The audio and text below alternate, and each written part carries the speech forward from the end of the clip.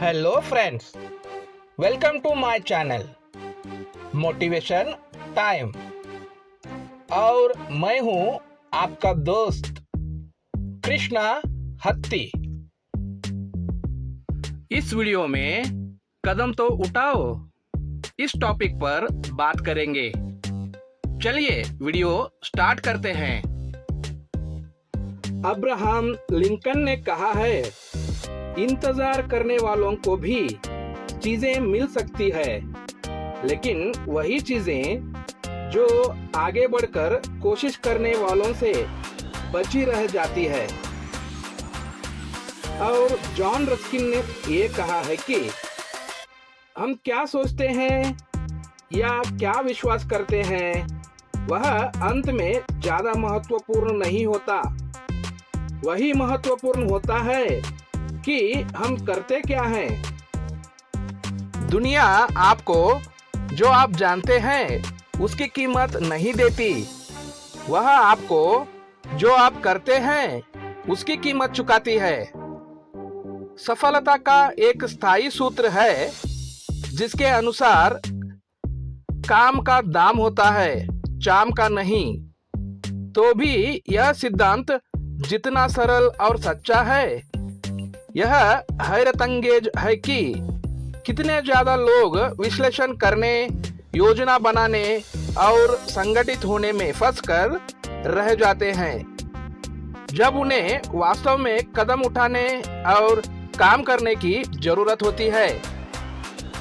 जब आप कदम उठाते हैं तो आप तरह तरह की चीजों में जोर लगाते हैं जो अनिवार्य रूप से आपको सफलता तक ले जाएंगी। आप अपने इर्द गिर्द के लोगों को आगाह कर देते हैं कि आप अपने इरादे के पक्के और गंभीर हैं। लोग उठ बैठते हैं और गौर करने लगते हैं। जिन लोगों के लक्ष्य आप जैसे हैं वे आपके साथ आ जुड़ते हैं। आप अपने अनुभव से ऐसी बातें सीखना शुरू कर देते हैं जो दूसरों को सुनने या किताबें पढ़ने से नहीं सीखी जा सकती। आपको दूसरों की प्रतिक्रिया मिलने लगती है कि उस काम को कैसे बेहतर ढंग से, ज्यादा कुशलता से और जल्दी किया जाए। जो चीजें पहले उलझन पैदा करने वाले लगती थी अब साफ होना शुरू हो जाती है, और जो चीजें मुश्किल लगती थी आसान हो जाती है।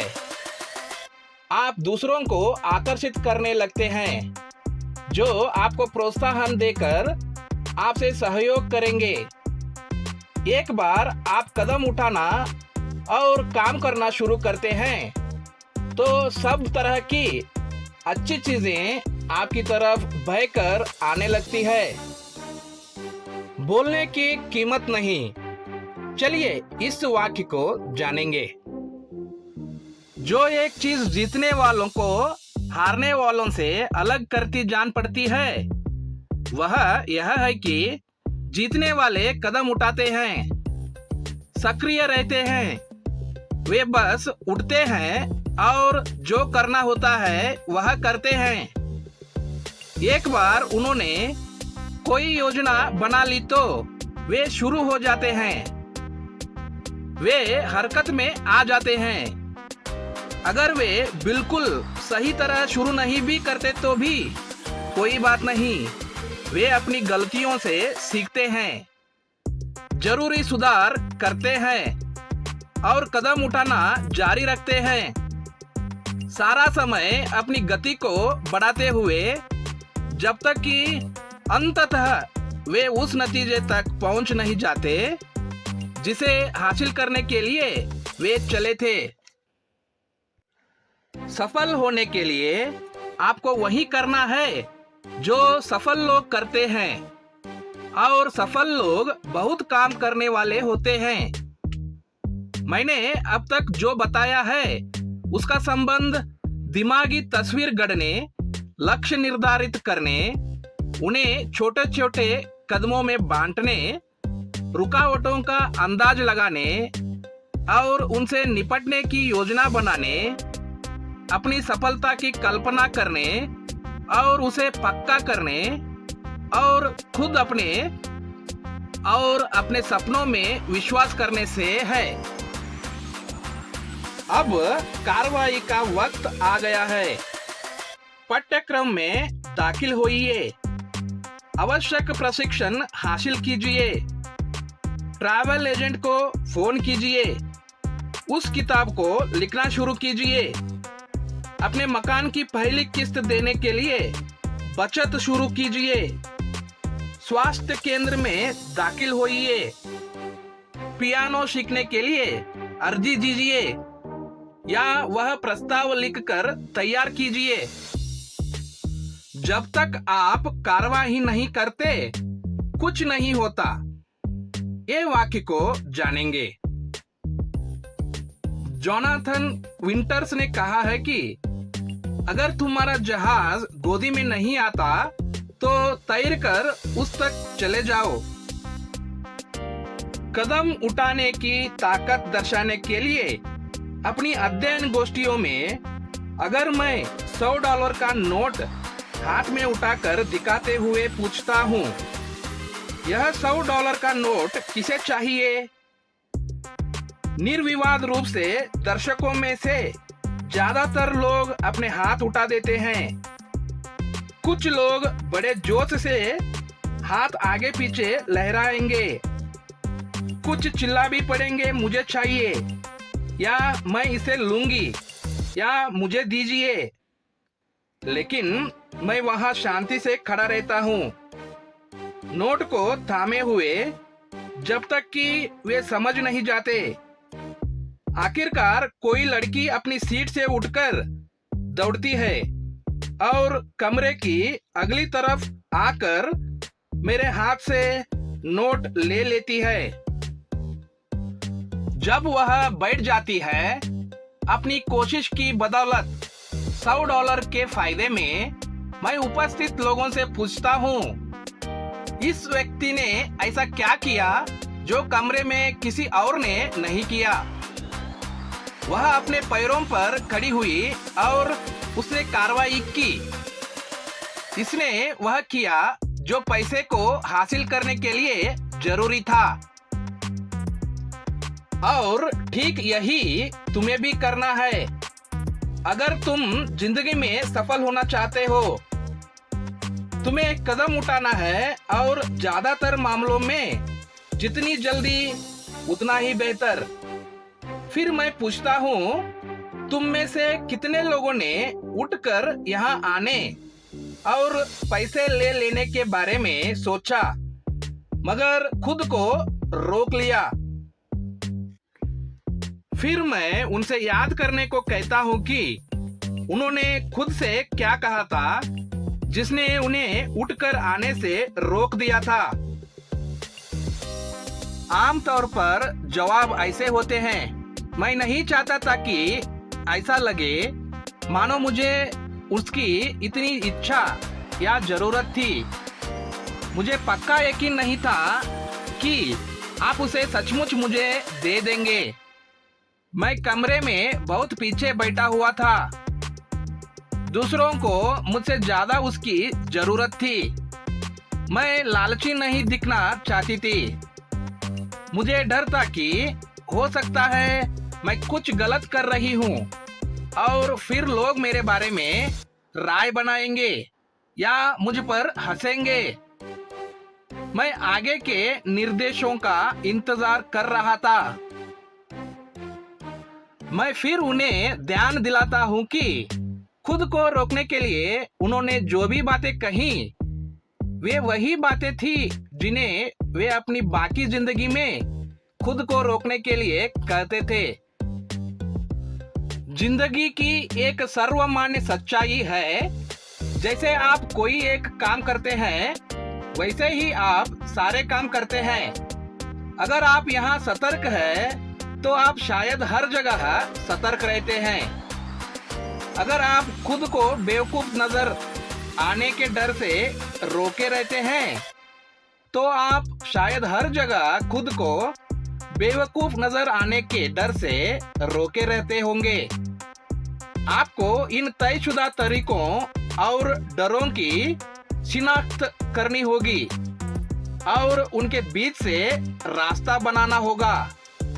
वक्त आ गया है कि आप खुद को रोके रखना बंद करें और बस सीधे स्वर्ण पदक के लिए दावा मारें।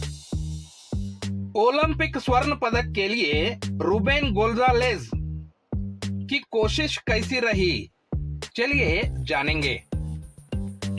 तीसरे दर्जे से ही रूबेन गोंजालेज ओलंपिक खिलाड़ी बनना चाहता था। वह ओलंपिक खिलाड़ियों की कद्र करता था क्योंकि वे उस चीज की मिसाल थे जिसमें उसका विश्वास था। वे एक लक्ष्य के प्राप्ति समर्पित होने को, उसे पाने के लिए मुसीबतों का जोखिम उठाने को और विफल होने और जब तक सफल ना हो तब तक कोशिश करने को तैयार थे। लेकिन ओलंपिक प्रतियोगिताओं के लिए प्रशिक्षण लेने का फैसला दरअसल उसने तब तक नहीं किया जब तक कि उसने कॉलेज में पहुंचकर 1984 की सारायेवो प्रतियोगिताओं में स्कॉट हैमिल्टन को भाग लेते हुए देखा। रूबेन ने खुद से कहा, अगर वह छोटा सा आदमी यह कर सकता है तो मैं भी कर सकता हूँ। मैं अगली ओलंपिक प्रतियोगिता में जरूर शामिल रहूंगा, यह पक्का है। बस मुझे खेल की तलाश है। ओलंपिक खेलों पर थोड़ी सी जांच पड़ताल करने के बाद रूबेन ने तय किया कि उसे ऐसे खेल को चुनना था कि जरूरत है जो उसकी ताकत पर खड़ा होगा। उसे मालूम था कि वह एक अच्छा खिलाड़ी है मगर महान खिलाड़ी नहीं है। उनकी ताकत थी धुन और लगन का पक्का होना। वह कभी मैदान नहीं छोड़ता था। सच तो यह है कि हाई स्कूल में लोग उसे बुलडॉग कहकर बुलाने लगे थे। उसने हिसाब लगाया कि उसे ऐसा खेल खोजना था जो इतना कठिन और कष्ट साध्य हो, ऐसा खेल जिसमें इतनी हड्डियां टूटती हो कि ढेर सारे लोग उसे छोड़ जाते हो। इस तरह शायद खेत रहने वालों की दर का फायदा उठाकर चोटी पर पहुंच सकेगा। उसने अंततः ल्यूज यानी छोटी बर्फ गाड़ी को चुना। इसके बाद उसने स्पोर्ट्स इलस्ट्रेटेड नाम की पत्रिका को लिखा और पूछा, ल्यूज सीखने के लिए कहाँ जाया जाता है? उन्होंने जवाब भेजा, लेक प्लेसिड, न्यूयॉर्क। वही जगह है जहां 1936 और 1980 में ओलंपिक खेल हुए थे। वहीं पटरी भी थी। रूबेन ने फोन उठाया और लेक प्लेसिड का नंबर मिलाया। मैं ह्यूस्टन में रहने वाला एक खिलाड़ी हूँ और मैं ल्यूज सीखना चाहता हूँ ताकि मैं 4 साल में ओलंपिक में भाग ले सकूं। क्या आप मेरी मदद करेंगे? जिस आदमी ने फोन उठाया था उसने पूछा, तुम्हारी उम्र कितनी है? 21 साल। 21? तुम बहुत बड़े हो। 10 साल देर हो गई है तुम्हें।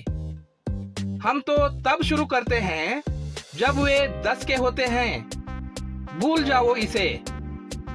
लेकिन रूबेन उसे भूल नहीं सकता था और कोई और हिकमत सोचने के लिए समय जुटाने के उद्देश्य से उसने उस आदमी को अपनी जिंदगी की कहानी सुनानी शुरू की।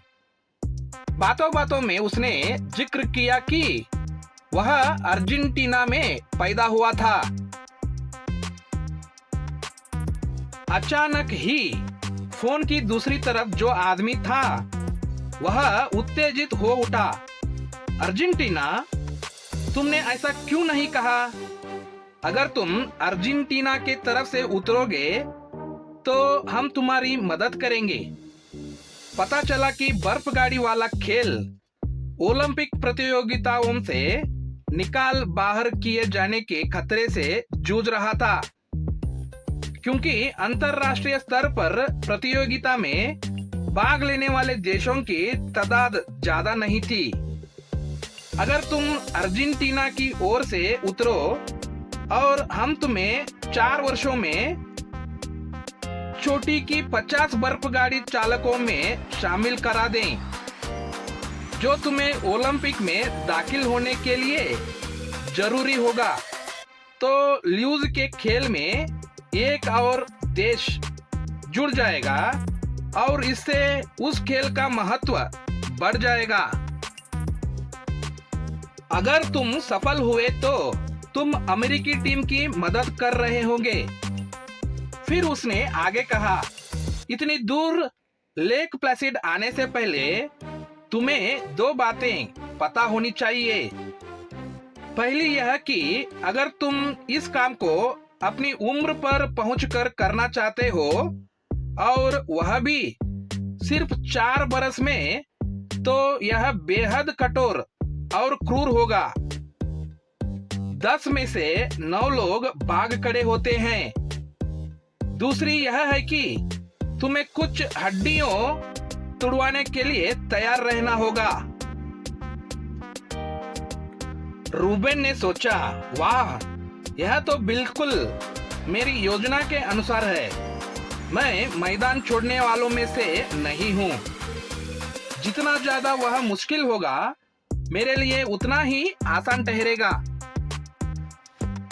कुछ ही दिन बाद रूबेन गोंजालेज लेक प्लेसिड में मेन स्ट्रीट पर अमेरिकी ओलंपिक ट्रेनिंग सेंटर को खोजता हुआ चला जा रहा था।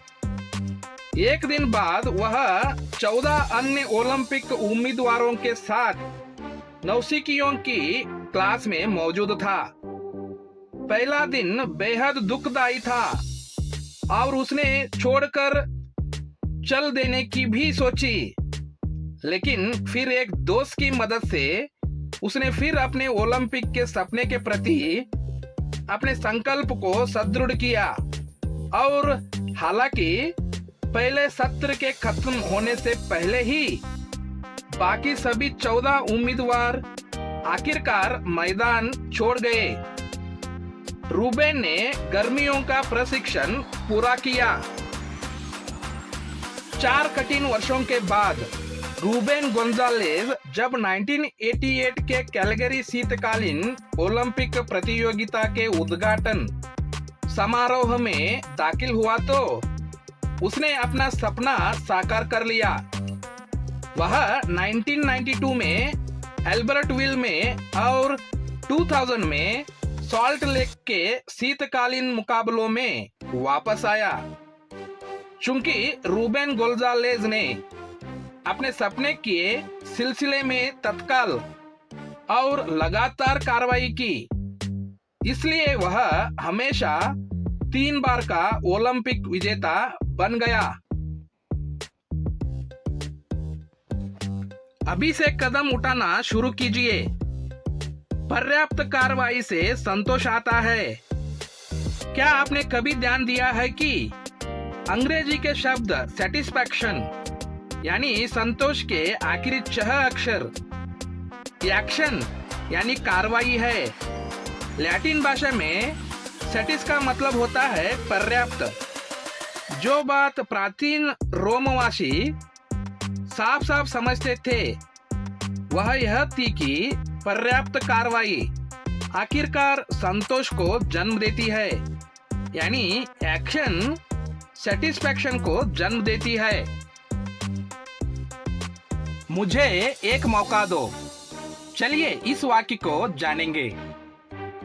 लोग एक आदमी का किस्सा सुनाते हैं जो गिरजे में जाकर प्रार्थना करता है, प्रभु मुझे एक मौके की जरूरत है, मेरे लिए लॉटरी जीतना जरूरी है, भगवान मैं आप ही पर भरोसा कर रहा हूँ। लॉटरी न जीत पाने पर हफ्ते भर बाद वह आदमी फिर गिरजे में वापस आता है और एक बार फिर प्रार्थना करता है, प्रभु, वही लॉटरी का सवाल है। मैं अपनी बीवी के साथ अच्छा सलूक करता हूँ। मैंने शराब पीना छोड़ दिया है। मैं सचमुच भला आदमी बन गया हूँ। मुझे एक मौका दो। मुझे लॉटरी जिता दो। एक हफ्ते के बाद फिर कंगाल का कंगाल वह एक बार और प्रार्थना के लिए आता है। प्रभु, लगता है इस लॉटरी वाले मसले पर तुम तक मेरी बात पहुंच ही नहीं रही है। मैंने सकारात्मक रवैया अपनाया है। ऊंचे स्वर में इरादा बांधा है। पैसे की कल्पना की है। मुझे एक मौका दो प्रभु। मुझे लॉटरी जिता दो।